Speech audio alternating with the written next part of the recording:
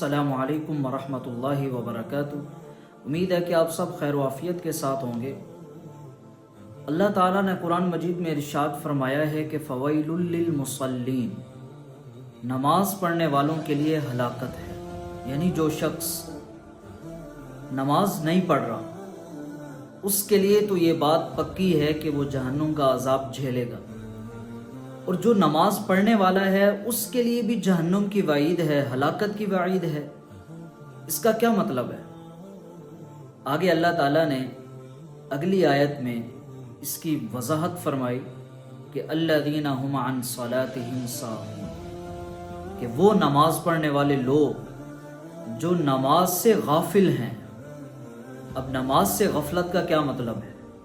यानी नमाज का टाइम हो गया तो टाइम होते ही इनको अपना काम याद आ गया। इधर से अजान आ रही है, अल्लाह अकबर की सदा बुलंद हुई, और इधर मेरे अंदर सुस्ती छाई जा रही है।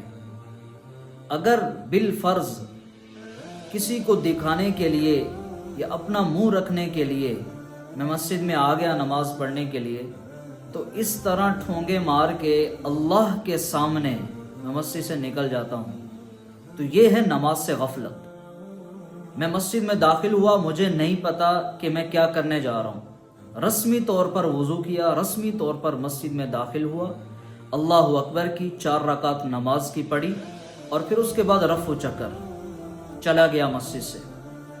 लेकिन मुझे ये महसूस तक नहीं हुआ कि मैंने कौन सा अमल किया है और ये अमल करने पर मुझे क्या मिलने वाला है। तो ये है नमाज से गफलत। मैंने नमाज में क्या पढ़ा है, अल्लाह अकबर के बाद क्या पढ़ना चाहिए, बस एक रट्टा लगा हुआ है और रटी रटाई चीज़ें मैं पढ़ी जा रहा हूँ, और मुझे पता नहीं है कि मैं अल्लाह ताला के साथ हम कलाम हूँ, अल्लाह से बात कर रहा हूँ। और अल्लाह जल्ल शानुहु के करीब नमाज में आदमी दूसरे अमाल की बनिस्बत ज़्यादा होता है। हदीस में आता है कि आदमी अल्लाह के सबसे ज़्यादा करीब सजदा की हालत में होता है, और हम सजदे में अपने दुनियावी मशागिल में मसरूफ़ होते हैं। तो नमाज तो पढ़नी है, लेकिन नमाज की हिफाजत भी करनी है। वल्लज़ीना हुम अला सलावातिहिम युहाफ़िज़ून, अल्लाह ने मोमिनीन की सिफ़ात बयान करते हुए इरशाद फरमाया कि वो ईमान वाले लोग जो अपनी नमाज की हिफाजत भी करते हैं। सिर्फ नमाज पढ़ना नहीं है, अपने नमाज को बचाना भी है।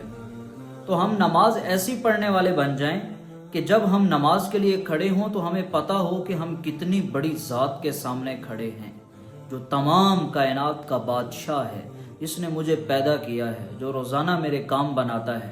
मैं उसकी नाफरमानी करता चला जाता हूँ, मगर अगले दिन सुबह के वक्त वो फरिश्तों के हाथों मेरे लिए रिज्क भी भेजता है। वो कितना करीम है, उस अल्लाह के सामने खड़े होना जा रहा हूँ। तो ये है मुनाफिकों वाली नमाज।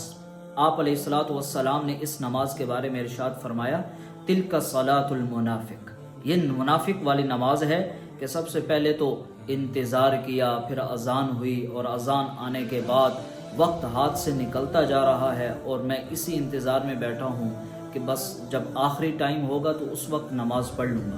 तो ये मुनाफिकों वाली नमाज है।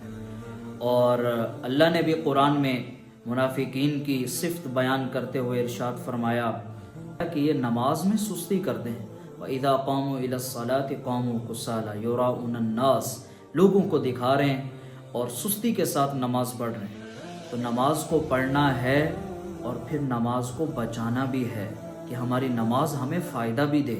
ऐसा ना हो कि जब हम नमाज पढ़ के फ़ारिग हों तो अल्लाह जल्ल शानु तो गनी ज़ात है, अल्लाह को तो हमारी इबादत की ज़रूरत नहीं है, ये तो हम अपने फ़ायदे के लिए कर रहे हैं, ताकि हमारी आखरत बन जाए, हमारा अल्लाह से क़ुर्बत हो जाए और अल्लाह जल्ल शानु के साथ ताल्लुक़ बन जाए।